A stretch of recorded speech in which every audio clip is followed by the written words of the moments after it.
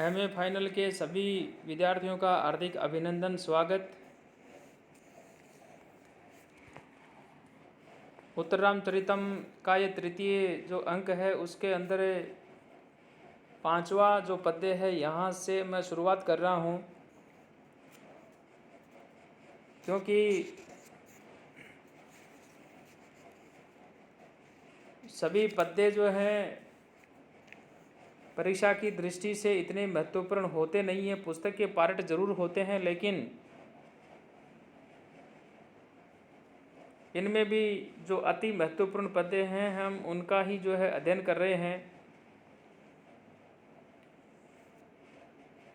और दूसरा जो अंक है उसमें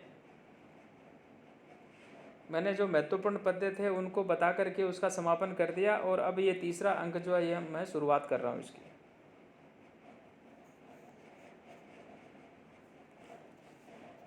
तीसरे अंक में कहा सीता के संदर्भ में,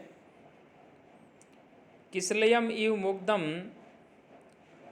बंदनात् विप्रलुनम हृदये कमल शोषी दारुणो दीर्घ शोकः ग्लप्यति परिपाण्डुः क्षामम अस्यः शरीरम सरदिज इव घर्मः केतकी गर्भ पत्रम। हृदय कमल शोषी दारुण दीर्घ शोक बंदनात् विप्रलूनम मुग्धम किसलयम इव परिपाण्डु क्षामम अस्याः शरीरम शरदीज घर्म केतकी गर्भ पत्रम इव ग्लप्यते। हृदय कमल शोषी दारुण है, हृदय रूपी कमल है उसको सुखाने वाले जो दारुण है, जो कठोर है,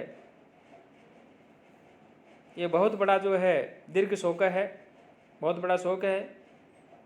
बंदनात् विप्रलूनम मुग्धम किसलयम इव, इसके डंठल से टूटे हुए कोमल किसलय के समान दुर्बल और पीले जो शरीर है उस शरीर को उसी प्रकार सुखा रहा है जिस प्रकार से शरदीजा है घर्म है, यानी शरद ऋतु की जो कड़ी धूप होती है, केतकी गर्भ पत्रम, और वह केतकी के फूल है उसके भीतरी पत्ते जो है उसको जैसे सुखा देती है। तो हृदय कमल शोषी, यानी हृदय रूपी कमल को जो है इस प्रकार से सुखाने वाला दारुण है दीर्घ शोक है, यानी कठोर बहुत बड़ा जो शोक है। बंदनात् विप्रलूनम मुग्धम किसलयम इव परिपाण्डु क्षामम अस्याः शरीरम शरदीजः घर्म, यानी इसके डंठल से टूटे हुए कोमल किसले के सम्मान जो है दुर्बल और पीले, क्षामम अस्याः शरीरम शरदीजः है, दुर्बल और पीले शरीर को उसी प्रकार सुखा रहा है। कैसे? घर्म, यानी गर्मी जो होती है। अब गर्मी कैसी है? सर्दीज है, यानी सर्द की जो गर्मी होती है उसके लिए कहा। तो कहा शरीरम सर्दीज है घर्म है केतकी गर्भ पत्रम इव ग्लप्यति, यानी जिस प्रकार शरद ऋतु की कड़ी धूप जो है वह केतकी के फूल के भीतर पत्ते जो है उनको जैसे सुखा देती है। तो प्यारे विद्यार्थियों, इस प्रकार से जब हम इसका अनुवाद कर लेते हैं तो व्याकरणात्मक जो टिप्पणियां हैं वो भी हमारे को इसमें लिखनी होती हैं। मालिनी छंद जो है उसका ये उदाहरण है, रूपक इसमें अलंकार है। इसके अलावा अन्य जो व्याकरणात्मक टिप्पणियां हैं उसकी इसमें जो है भरमार है। आप बहुत सारी टिप्पणियां इसमें लिख सकते हैं, जैसे इव है, अस्या है, ये बहुत सारी टिप्पणियां इसमें, संधि भी है इसमें। यहाँ आप चाहें तो इसके अंदर जो है अन्य शब्द रूप है, धातु रूप है, कृदंत है, तद्धित है, वो भी आप लिख सकते हैं, क्योंकि इतना समय रहता नहीं है। इन वीडियो के अंदर कि आप लोगों को हम सारी की सारी बातें जो है वो बता सकें। तो उसके लिए तो जो है मैं जो है आप लोगों से इतना ही कहूँगा कि आप समय समय पर उनको जो है देखते रहें, और जब भी आपको समय मिले आप इनका जो अभ्यास करते रहें। नेक्स्ट पद्य, यत्र द्रुमा अपि मृगा अपि बंधुओं में यानी प्रिया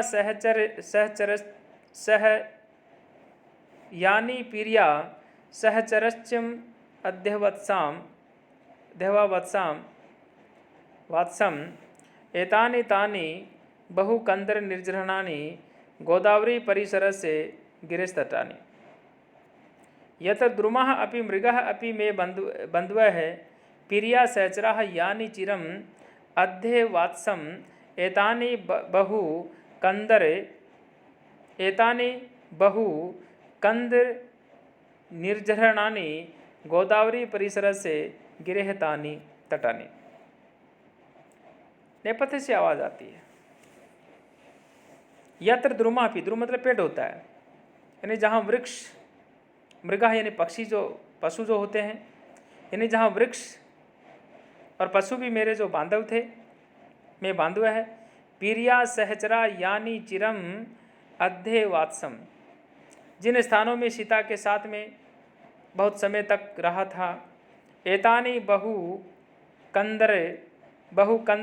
कंदर निर्जराणी, ये वे ही अनेक गुफाएं और झरनों से युक्त गोदावरी परिसर से गिरे तानी तटानी, यानी गोदावरी नदी के जो समीपवर्ती पर्वत जो है उनके यही वे तट प्रदेश हैं।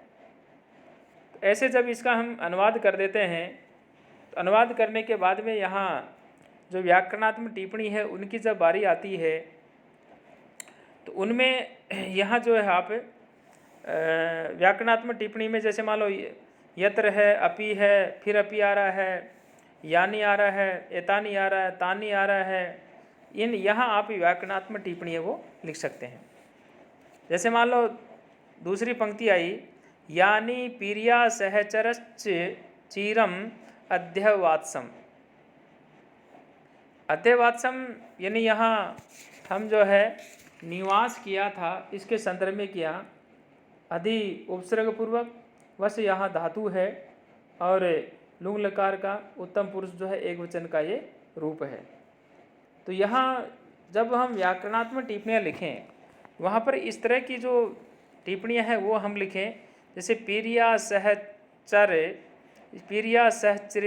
सहचिरचरम अध्यवात्सम। तो यहाँ जो है अभी मैंने आपसे ये निवेदन किया कि यहाँ अध्यवात्सम जो शब्द है उसमें अधि उपसर्ग पूर्वक वश धातु लुंग लकार उत्तम पुरुष एक वचन का रूप है।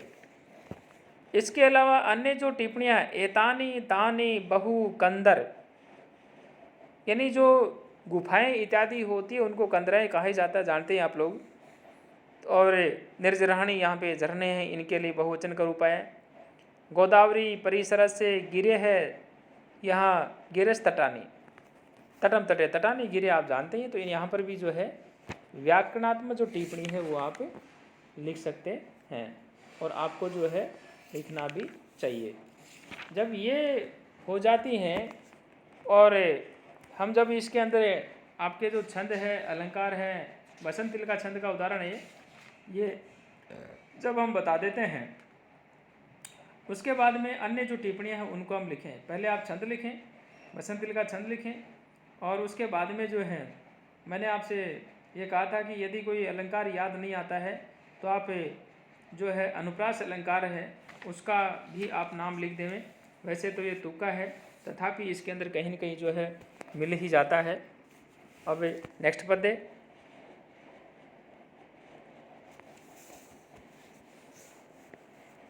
असच्योत्तनम नु हरिचंदन पल्लवानां निष्पीडितेन्दु कर कंदलजो नु सेकः अतप्त जीवित मनः परितर्पणोऽयं संजीवन औषधिर असौ रधीनु प्रसक्तः। रधि परिचंदन, क्षम्यताम, हृदि हरि चंदन पल्लवानाम असच्योतनम नो, यानी हृदय पर क्या हरिचंदन जो है उनके पल्लवों का जो रस क्षरण हुआ है। निष्पीड़ी तेंदु तेंदुकर कंदल जह से कहनु, अथवा निचोड़े गए चंद्र किरण रूपी नवांकुरों से क्या सेंचन किया गया है।